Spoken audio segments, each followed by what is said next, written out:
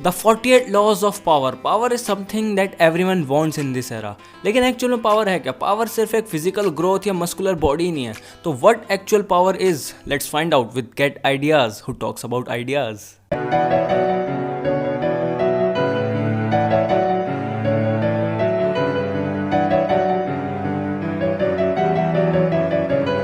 अगर आप जानना चाहते हो if you wants to know about power, तो एक book the 48 laws of power is for you. इस बुक में 48 लॉज हैं। रॉबर्ट ग्रीनी इस बुक के ऑथर, उन्होंने एकदम अच्छे से समझाया हैं सारे लॉ, और इन्हीं लॉ को गेट आइडियाज़ आप तक पहुंचाएगा। तो बिना देरी के let's get started with the first law, never outshine the masters. हमेशा अपने मास्टर्स जो आपके सुपीरियर हैं उनको बहुत ज़्यादा इंटेलिजेंट दिखने दो। उनको खुश करने के लिए अपने टैलेंट्स को इतना ज़्यादा मत दिखाओ कि उनको लगने लगे आप उनसे ऊपर हो। You are brilliant then they are.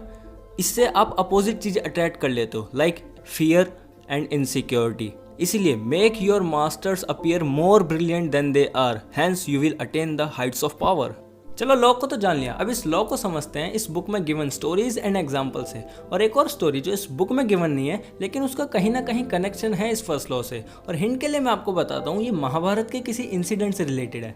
चलो इसको भी जानेंगे थोड़ी देर में, लेकिन उससे पहले अगर हम इस फर्स्ट लॉ के अगेंस्ट जाएं तो how we inspire fear and insecurity to our masters, इसको जानते हैं इस एग्जाम्पल से। निकोलस फोकेट जो कि लुइस 14 का फाइनेंस मिनिस्टर था, और लुइस जिसको बहुत ज़्यादा लग्जरियस लाइफ पसंद थी, pretty womens, luxury parties and poetries, मतलब कि ऑल ओवर एक अय्याश आदमी था। और निकोलस राजा के भी बहुत करीब था। तो जब प्राइम मिनिस्टर जूल्स मैजरिन की डेथ हुई तो निकोलस को लगा अब राजा उसको प्राइम मिनिस्टर बना देगा, लेकिन ऐसा होता नहीं है। तो राजा को खुश करने के लिए निकोलस एक पार्टी ऑर्गेनाइज करता है, जो कि आज तक दुनिया ने किसी ने भी नहीं देखी होगी। इतनी लग्जरियस पार्टी ऑर्गेनाइज करता है जिसमें यूरोप और कुछ जानी मानी हस्तियां शामिल होती है। शाम की शुरुआत हुई और सबको 7 कोर्स डिनर सर्व किया जाता है। शाम गुजरती है, बहुत ज़्यादा लग्जरियसनेस पार्टी होती है। लेकिन अगले ही दिन राजा अपने मंत्री से कहकर निकोलस को अरेस्ट करवा लेते हैं। 3 महीने कार्रवाई चलती है और उसके बाद राज्य का पैसा चुराने के जुर्म में निकोलस को जेल हो जाती है। मतलब इंटरेस्टिंग क्लाइमैक्स था एकदम।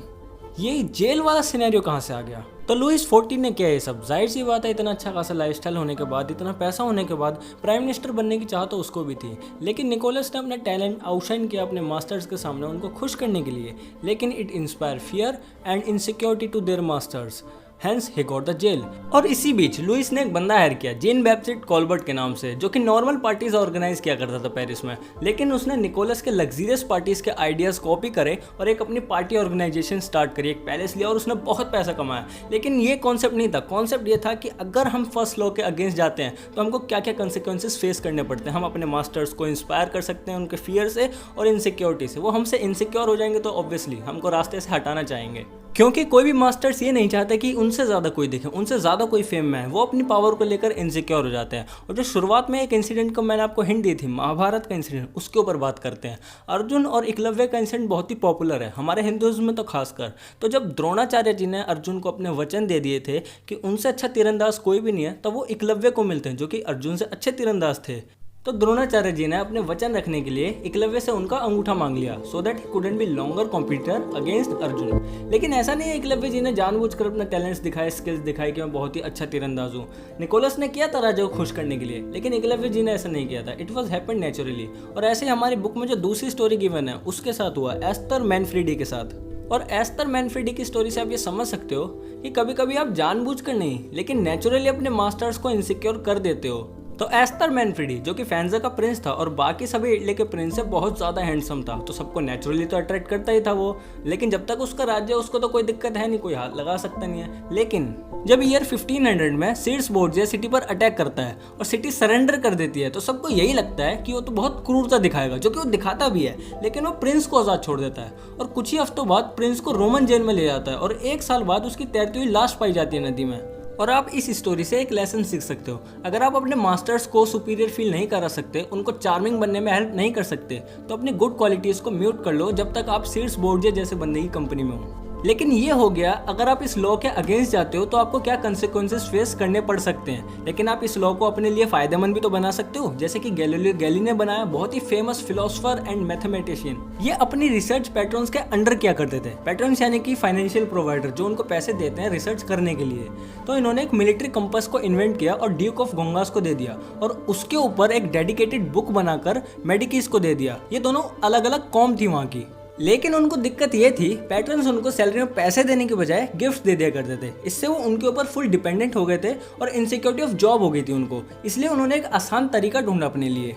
इन्होंने एक और डिस्कवरी करी, जिसमें इन्होंने जुपिटर्स के 4 मून्स को डिस्कवर किया और इस बार कंप्लीटली मेडिकीज को एम्बलम बना दिया। कोसिमो फर्स्ट, जिन्होंने मेडिकीज की शुरुआत करी थी, वो अपना थ्रोन छोड़ने वाले थे और कोसिमो सेकंड उस थ्रोन पर बैठने वाले थे। कोसिमो सेकंड के 3 भाई थे, मतलब कि कोसिमो फर्स्ट के 4 बेटे, कोसिमो सेकंड और उसके 3 और भाई। तो उन्होंने इसको ऐसे दर्शाया कि जुपिटर के अराउंड जो 4 मून घूम रहे हैं, वो कोसिमो फर्स्ट के अराउंड तुम 4 बेटे हो, मतलब कि उनको एज अ एम्बलम दर्शाया। जिससे मेडिकीज ने खुश होकर उनको सैलरी बेसिस पर जॉब पर रख लिया और वो किसी भी चीज के ऊपर डिपेंडेंट नहीं थे अपनी लाइफ के लिए। और फर्स्ट लॉ के अकॉर्डिंग उन्होंने अपने मास्टर्स को आउटशाइन होने दिया, उनको बहुत ही ज्यादा ग्रेट दिखने दिया, और hence he got the heights of power.